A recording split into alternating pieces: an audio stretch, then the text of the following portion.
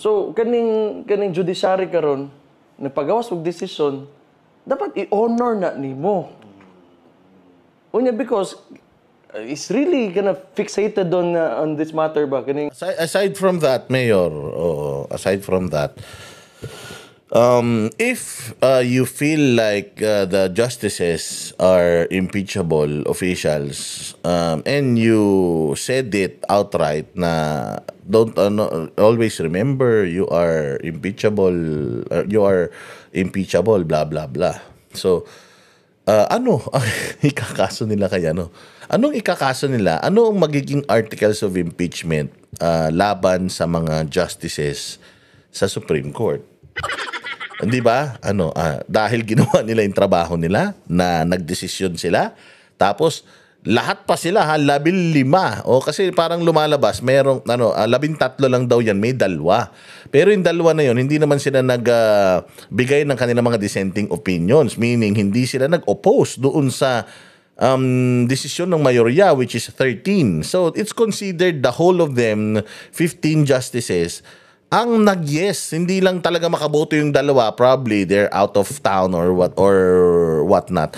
Ano lang talaga sila, wala lang talaga sila doon. But definitely, the fact na hindi sila nagbigay ng kanilang dissenting opinion, ina-approve, ina-agreehan nila itong desisyon na to. Now, anong pwedeng ikaso natin dito sa mga justices na to kung maggagawa tayo ng articles of impeachment, hindi ba? Anong ginawa, ano ang trabaho na nilabag nila? Yung decision naman nila is within their mandate.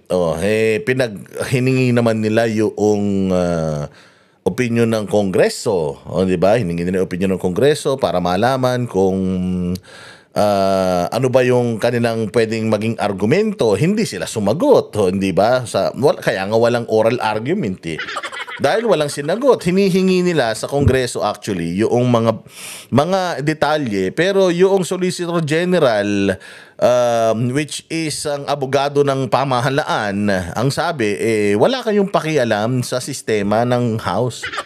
Oo, so hindi nila ibinigay, hindi nila sinagot yung Supreme Court sa kanilang mga hinihingi. Anong pwede mong maging impeachable grounds or impeachment grounds or pwedeng maging ireklamo, ikaso natin sa kanila? Ginawa lang naman nila yung trabaho nila bilang isang korte. Dinesisyonan nila yung bagay according to its urgency. Kaya nga yung sinasabi ni Romualdez na yun na you're impeachable, blah, blah, blah.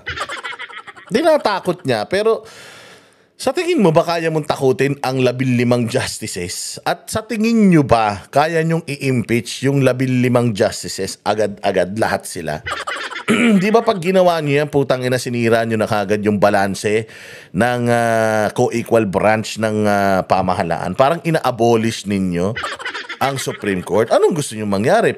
Kasi when you impeach 15 justices, when you impeach 15 justices, it's as if sinasara mo yung Korte Suprema.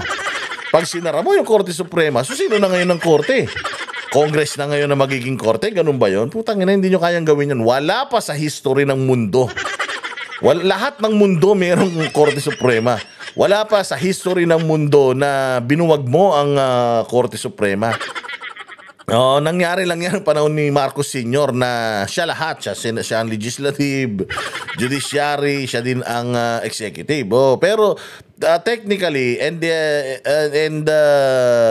even magtingin ka sa ChatGPT, total dyan naman magaling si Rizon Tiberos, tingnan mo kung meron bang korte o meron bang instance na ang isang kongreso ay pina-impeach ang lahat ng mga justices.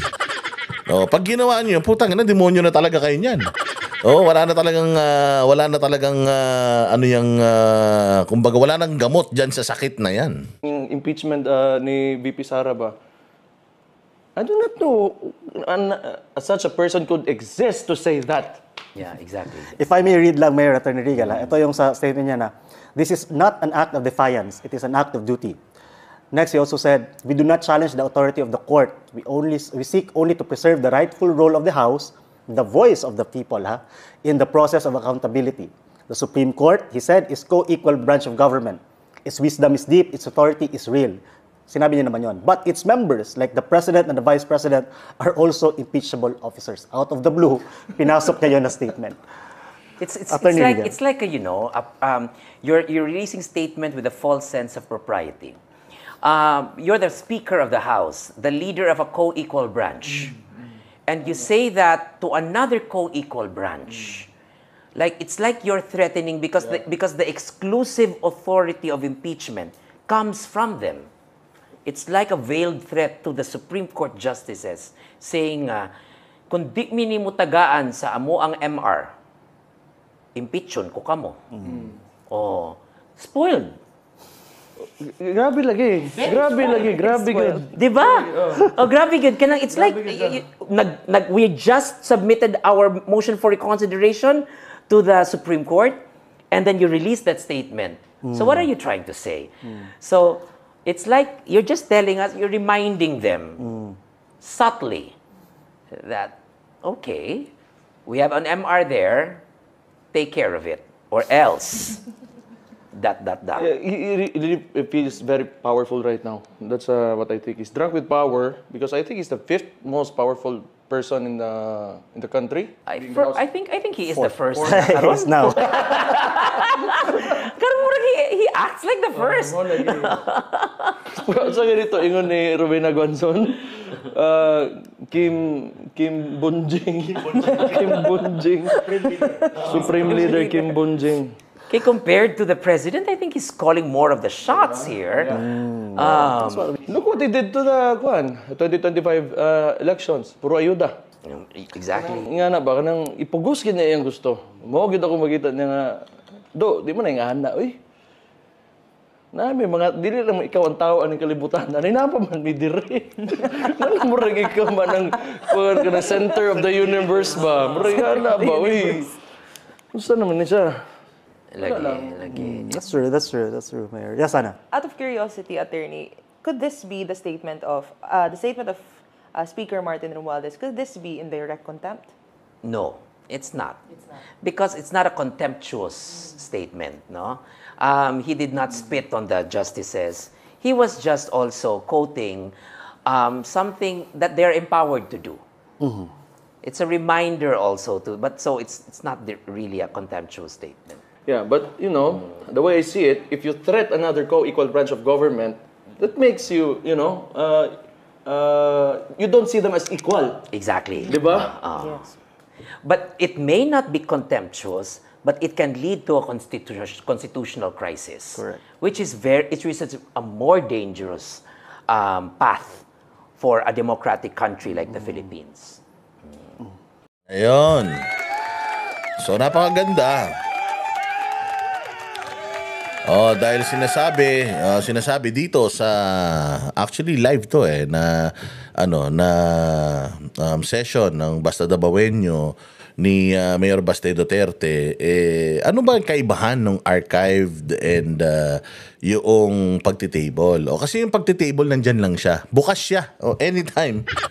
Pwede nilang hugutin anytime. So yung kasi sabi na archive table pares lang yan, hindi.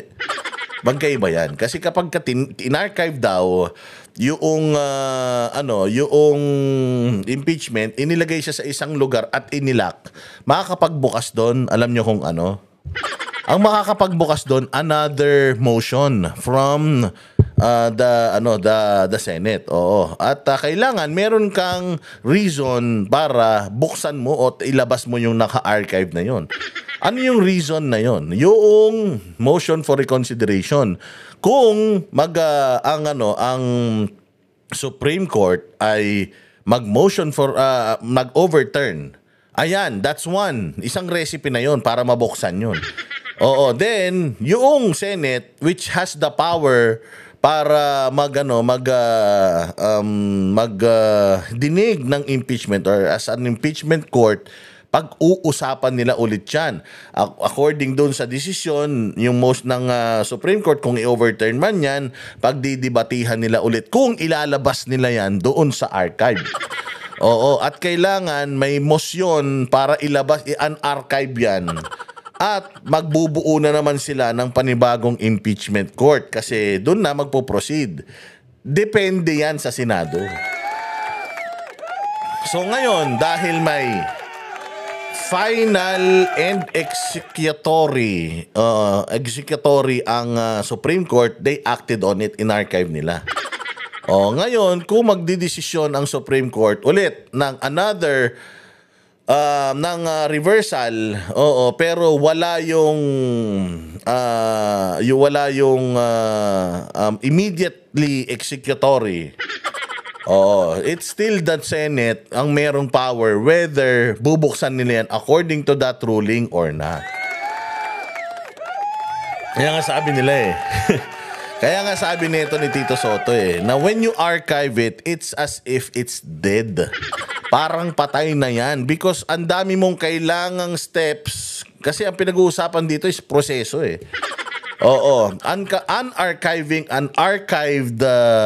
unarchived impeachment needs specific steps para ma-unarchive yun so ganun yun yung sinasabi ni Tito Soto na it will go through another rigorous process dahil nga ang pinag-uusapan dito yung procedural errors ng Cortes ng Congress ayaw siyempre i-commit yan ng Senate so yung procedure susundin nila at pag sinunod mo yung procedure 2028 na putay na yan 2028 na hindi pa yan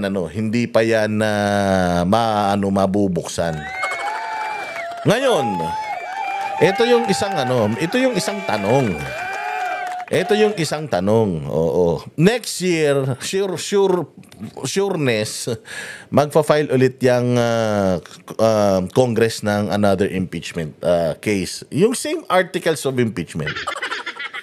Parehas na articles of impeachment yung yung kanilang ifa-file. Now, anong gagawin ng Senate?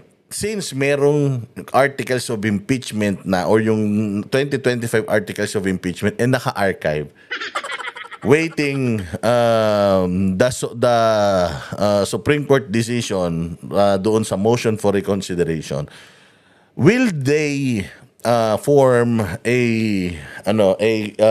impeachment court doon sa posibleng magiging reklamo sa 2026 kung may naka-archive na at may motion for reconsideration silang nakabindin?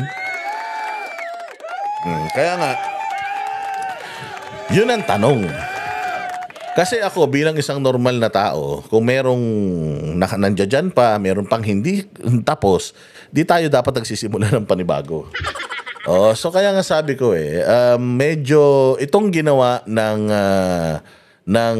House of Representatives no motion for reconsideration, baka ito pa yung maging dahilan kung bakit hindi lalo mai-impeach si VP Sara Duterte. Why? Bukod sa may naka-archive na articles of impeachment or may naka-archive sa Senado na decision para dyan sa sa issue ng 1-year bar rule, may motion for reconsideration pa nakabinbin. So papaano na? Kaya nilang ikutan yung ang matinding roadblock na yan. Yun ang katanungan. Hindi ba? Kaya ayan. Sige. Dahil dyan, magkita-kita po tayo ulit sa susunod nating vlog. Mabuhay kayo. Magandang hapon po. Ang boses ng masa hindi natatakot. Katotohanan lang, di kami nalulunod.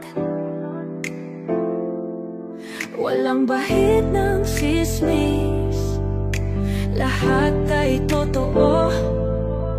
Kahit sino ka pa, pag mali ka babanatan ka. Walang pinipili kulay, wala kaming kinikili.